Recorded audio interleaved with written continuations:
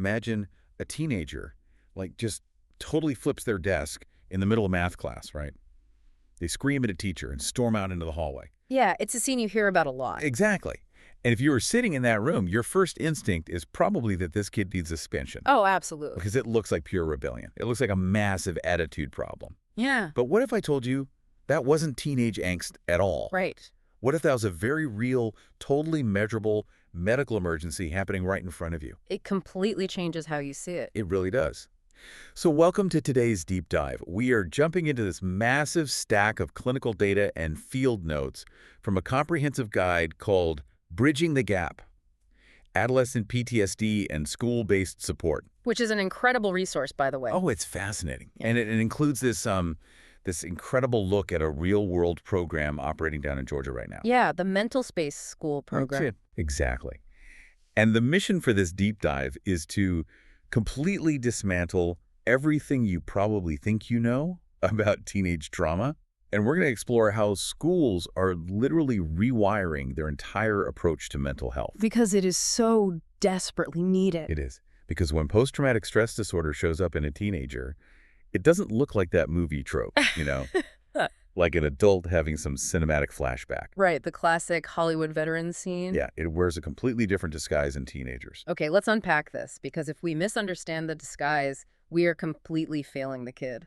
What's fascinating here is the sheer scale of that misunderstanding and, the massive, almost tragic gap between clinical reality and what actually plays out in school hallways every single day. It really is a gap. Think about an adult who experiences a severe trauma trigger. They often have the vocabulary, right? And the frontal lobe development, the self-awareness to say, I am feeling terrified right now because I'm having a memory. Right, they can just articulate it. Exactly. They present with explicit fear. But adolescents, they are dealing with brains that are actively under construction. Literally under Yes. construction. Their prefrontal cortex, the part of the brain responsible for complex communication and emotional regulation, it's just not fully online yet. Right. So they simply do not use psychiatric language. A high school sophomore is not going to walk up to their principal and say, "Excuse me, I am experiencing hyperarousal today due to an adverse childhood experience." Yeah, that's just never going to happen. Never. Instead, their trauma manifests as severe, sudden behavioral changes. And because the adults in the room mistake those symptoms for bad behavior, misunderstood trauma is no longer just a mental health crisis. It becomes a discipline issue. Exactly. It has fundamentally become an educational crisis. I really want to talk about that disguise because as I was digging into these clinical notes, I realized my entire mental model for PTSD was completely wrong for teenagers. Most people's are, honestly. Right. And so if it doesn't look like a classic adult panic attack, what is actually happening? Well, the neurobiology is wild. I actually started thinking about it like a smoke alarm. Oh, that's a great way to put it. Like a healthy brain has a functional smoke alarm that only goes off when the house is actually on fire. But trauma physically rewires the teenager's brain so that the alarm becomes insanely sensitive. Yes. Highly reactive. It triggers a massive, deafening, catastrophic siren just because, someone burnt toast in the cafeteria. Exactly. To a teacher, the kid seems like they are massively overreacting to nothing.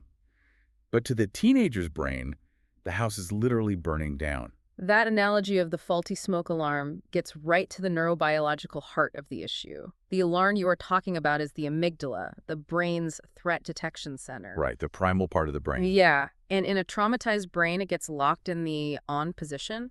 But to actually diagnose this, and this requires a licensed clinician, of course the symptoms have to persist for more than 1 month and cause significant impairment. Okay, more than a month. Right. And the clinical criteria requires symptoms across 4 mandatory clusters. 4 of them. Okay, Yes. What's the first one? So the first cluster is intrusion.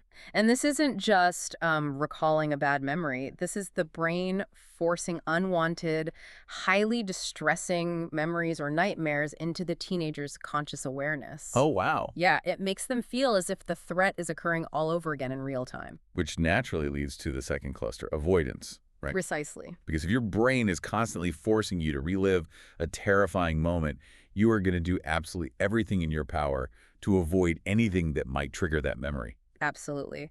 Avoidance is a teenager actively dodging thoughts, feelings, people, places, or even completely innocent conversations connected to the event.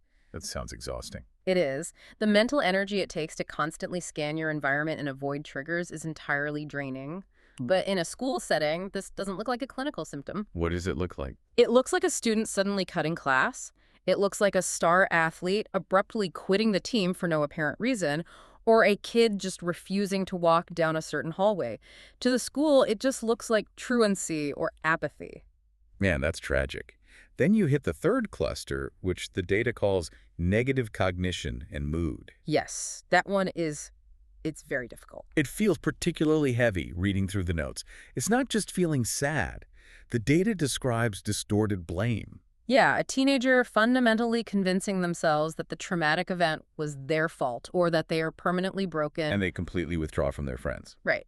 There's also a clinical term used here, anhedonia, which is the total loss of joy in things they used to love. And I imagine that profound internal darkness kind of sets the stage for the fourth cluster, right? It really does. And this fourth one is the one that guarantees they will get in trouble in a classroom. Which is what? Arousal and reactivity. This is the smoke alarm blaring. It includes extreme irritability, reckless behavior, hypervigilance, an exaggerated startle response, and severe sleep disruption. So they're not sleeping at all. Barely. And when you combine chronic sleep deprivation with a nervous system that is constantly scanning the room for danger, you get a teenager who is biologically incapable of concentrating on an algebra test. I mean, how could they? Yeah. And when a teenager is exhausted and overwhelmed like that, their brain might just pull the plug and shut down entirely. Yes, it's a very common defense mechanism. Like the clinical notes mention dissociation, where a kid just completely zones out in class. They're physically in the desk, but mentally they are gone. Exactly. Think about the teenagers in your own life for a second. How often do we see explosive anger, a sudden drop in grades, reckless driving, or a kid just staring blankly out the window, and we immediately write it off as just being a teenager? Too often. We really do. We label it angst, we call it rebellion, we treat it as a character flaw. And by not understanding the disguise, the adults react exclusively to the behavior. They treat the flashing check engine light by smashing the dashboard, Yeah. completely ignoring the engine failure underneath. The cry for help is met with a detention slip. Exactly. Wait, Yeah. I'm struggling with this a bit, and I want to push back because I can hear parents or teachers listening to this and thinking, okay, teens are notoriously moody and impulsive. They are. Their hormones are constantly shifting. So if we label every kid who acts out or gets into a fight or falls asleep in class as traumatized, aren't we just giving them a free pass for bad behavior? That's a very common concern. Like, where is the actual line between a clinical trauma response and just a teenager who lacks discipline? That is a completely valid challenge, and it is vital that we don't dilute the word trauma to mean anything stressful. Right. The clinical guidelines are incredibly strict about this distinction. Trauma is not failing a test, having a bad day, or experiencing normal adolescent social friction. Okay, so what is it? To meet the baseline criteria for PTSD, there must be exposure to a specific, qualifying traumatic event. That means the adolescent experienced a direct threat to their life or bodily integrity, witnessed it happening to someone else, learned that a violent or accidental trauma happened to a close loved one, or experienced repeated, extreme, indirect exposure. Wow. And looking at the reality of what kids are dealing with, that list of qualifying events is much wider than I realized. It really is. Like, it includes community violence, physical or sexual abuse, and motor vehicle accidents. It also covers natural disasters, sudden loss, and exposure to school shootings. Yes, all of those are major factors. But there was one category in the data that completely stopped me in my tracks: medical trauma. Ah, yes. Specifically, it notes that an infant having a complicated NICU history, the neonatal intensive care unit, or undergoing a serious childhood surgery can manifest as PTSD years later. Wait, how does a teenager have trauma from something they were too young to even consciously remember? This is a perfect example of how the nervous system operates independently of our conscious memory. Okay, how so? Well, when an infant is in the NICU, their hippocampus, which is the part of the brain that records narrative, autobiographical memories, is not fully developed yet. So they don't have the words for it. Right, they will not have a story to tell about it. But the brainstem and the amygdala, the survival centers, are fully online from birth. Oh, wow. So the infant's body registers the constant pain of needles, the isolation in the incubator, the bright lights, and the alarms as a continuous existential threat. That's terrifying to think about. It is. The nervous system records the physiological terror, even without a conscious narrative. So as that child grows, their nervous system remains primed for danger. They might have highly reactive stress responses or sensory sensitivities that seem to come out of nowhere, especially when compounded by other stressors later in life. So the trauma is stored in the biology, not the biography. Exactly. Perfectly said. That is wild to think about. The body literally kept the receipt. It really does. The data also expands on things like witnessing domestic violence, severe and repeated bullying, racial trauma, and adverse childhood experiences, or ACEs, which are chronic, complex exposures to adversity over time. Yes, ACEs are a massive factor. So when we cast a net over all of these profound disruptions, like who is actually getting caught in it? Well, the prevalence is staggering. At any given time, approximately 5% of all adolescents in the United States currently meet the full clinical criteria for PTSD. 5%, that's a lot of kids. And that is just a snapshot of right now. The lifetime prevalence is obviously higher, but the burden is not distributed equally. Rates spike dramatically in populations with unavoidable higher trauma exposure. Like who? We see massive prevalence among youth in the foster care system. Justice-involved youth, refugees, and adolescents living in communities deeply affected by systemic violence. It is also highly concentrated among students who have survived sexual assault. Right.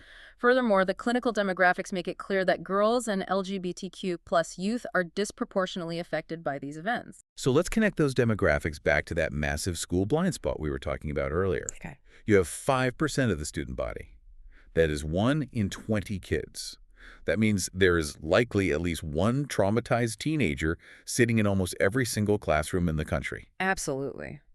And because many of these kids have never formally disclosed their trauma to a counselor, the school has no idea. So this kid with a hypervigilant nervous system, whose brain thinks it is fighting for survival, shows up with an attitude problem. And we know how that goes. Right.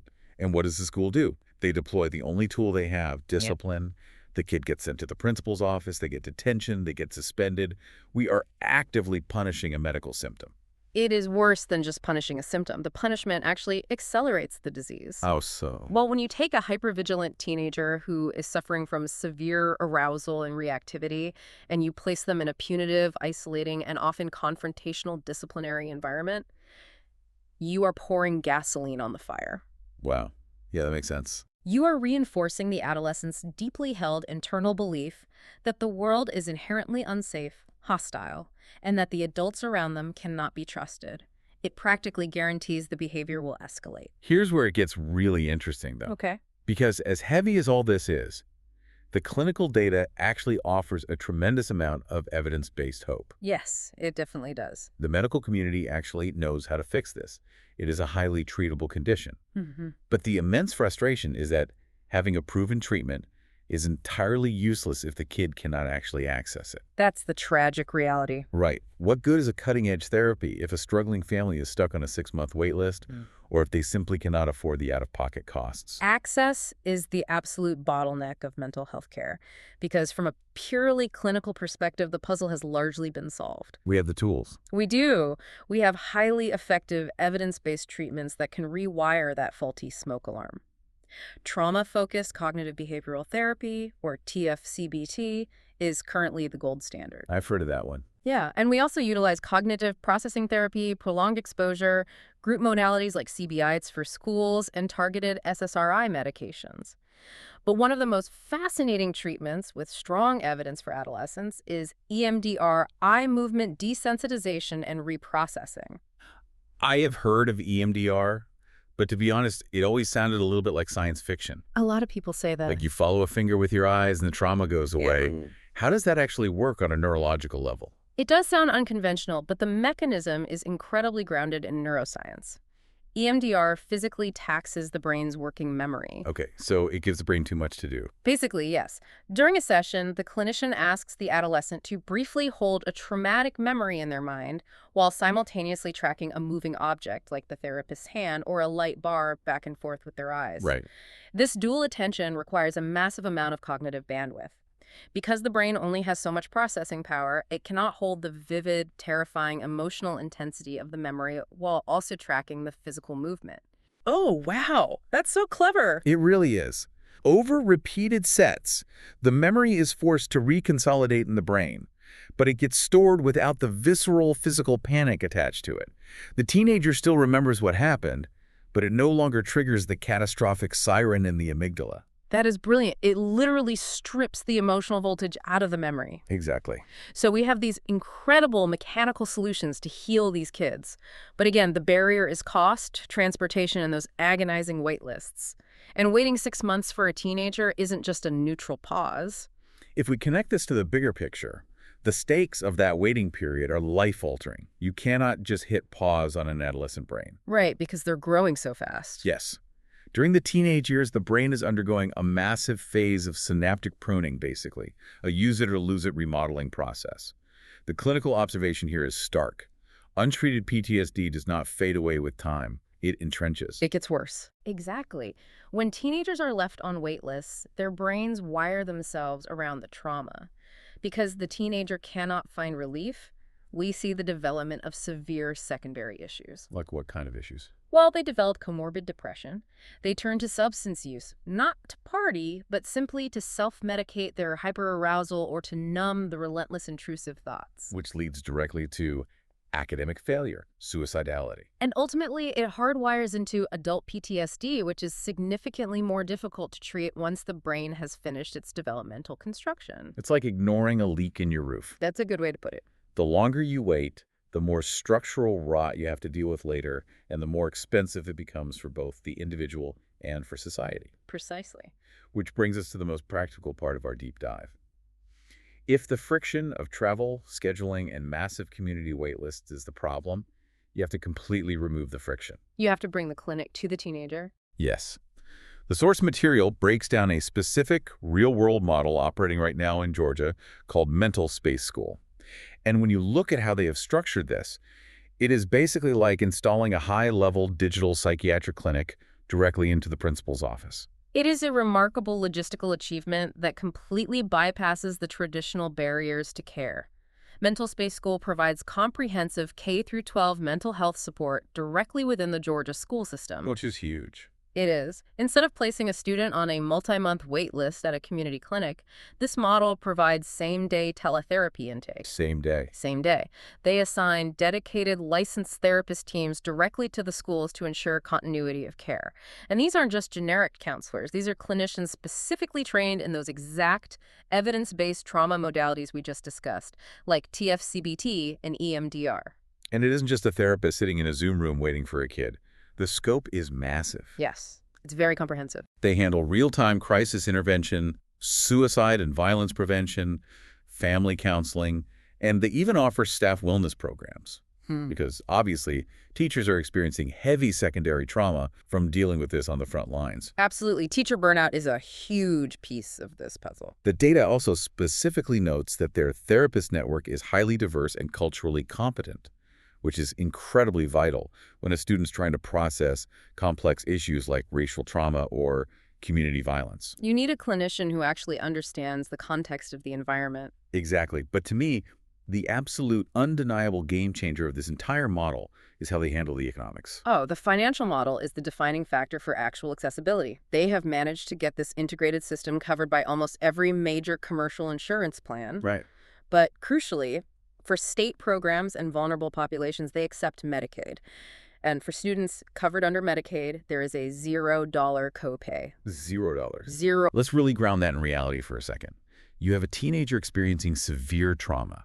Their grades are tanking, they're getting into fights, the smoke alarm is blaring. Right. Instead of suspending that kid and sending them home to an empty house, the school can instantly connect them to a culturally competent, fully licensed trauma specialist on the exact same day for $0. It's incredible. It is fully HIPAA compliant, and the notes mention it helps Georgia schools hit their compliance deadlines for state bills by 2026. This isn't just theoretical podcast chatter.